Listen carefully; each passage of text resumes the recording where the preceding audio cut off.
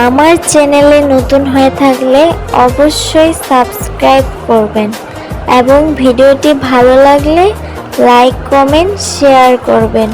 Hello everyone, আসসালামু আলাইকুম। আজকে আপনাদের সাথে কিছু কথা শেয়ার করব।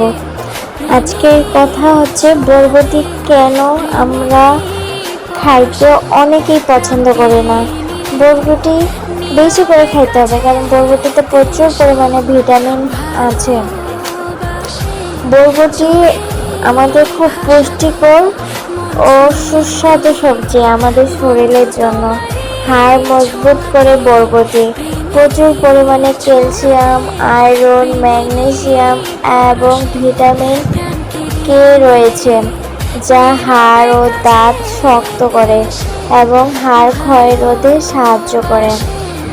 বরবটিতে ভিটামিন এ এবং অ্যান্টিঅক্সিডেন্ট থাকায় এটি দৃষ্টিশক্তি ভালো রাখতে সাহায্য করবে এবং ত্বক উজ্জ্বল ও সুস্থ রাখতে সাহায্য করে। তো বরবটি অবশ্যই খেতে হবে, শরীরের জন্য অনেক উপকার।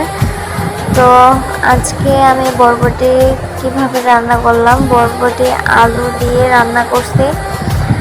তো বেশি কিছু দিই নেই, সাধারণ জিনিস দিয়েছি, হলুদ, তেল, জিরা, গোটা রসুন আর পরিমাণ মতো কাঁচামরিচ দিয়ে ভালোভাবে মাখিয়ে চড়ে দিছি। পানি শুকাবে, নাড়ি চাড়ে নামাই নেব।